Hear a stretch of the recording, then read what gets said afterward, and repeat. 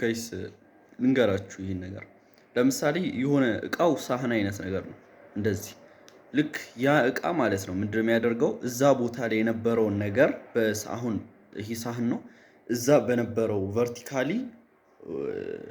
ይሄ በቁሙ ማለት ነው የነበሩትን ነገሮች በሙሉ ወደ ኋላ ወይ ወደፊት ይወስዳቸዋል ማለት እንዴት ነው ለምሳሌ እዚህ ጋር ድንጋይ እንደነበረ ካስታወስኩ እዚህ ቦታ ጋር እቃውን አደርገዋለሁ ማለት ነው ድንጋዩ ግን አሁን የለም ነበር ስለዚህ ይሄን እቃ ሳደርገው እኛ ይታየናል ሁሉም ነገር ግን በዛ ጊዜ የነበረው ነገር ስሎ ወይም እየፈጠነብን ነው ለኛ የሚታየን በዛ ቦታ ግን ያለው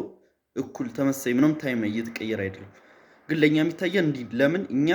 ይሄድን ነው ፊውቸር ይሄድን ኖርማል ላይ ነን ያ ግን ስሎ ፋስት ሆኖ ለኛ የሚታየን ማለት ነው ስለዚህ እየፈጠነ ወይም እየተንቀራፈፈ ነው ለኛ የሚታየን ማለት ነው በዛ ቦታ ግን ኖርማል ነው ለሱ በዛ ውስጥ ሆኖ ለሚያይ ሰው ኖርማል ነው የሚታየው እኛ ግን አንታየውም ስለዚህ ምንድነው የምታደርጉት ስለዚህ ምንድነው ይሄ እቃው አለ ፋስት ሆኖ ይታየናል ስለዚህ ምንድነው የምታደርጉት እዚህ ጋር እቃውን ታደርጉታላችሁ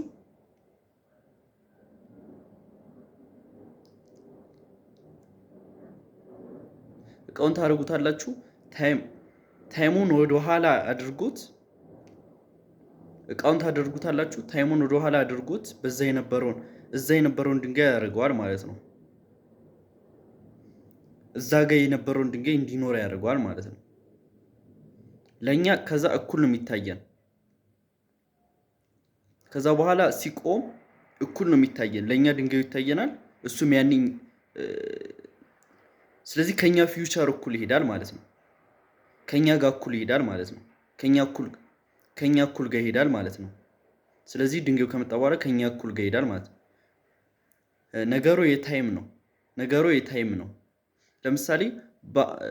አንድ ሰው በዚህ ጋር መነጽር አድርጎ ፎቶ ተነስቷል በዚህ ጋር ደግሞ መነጽር ሳያደርግ ተነስቷል በስልኩ ላይ በሁለቱም ፎቶ ማየት እንችላለን አይደለ እኛ በህይወት እያለን ፊውቸሩን ፓስቱን ማየት እንችላለን አይደለ ግን በዛን ጊዜ የነበረው ታይም ነው ይለያያቸው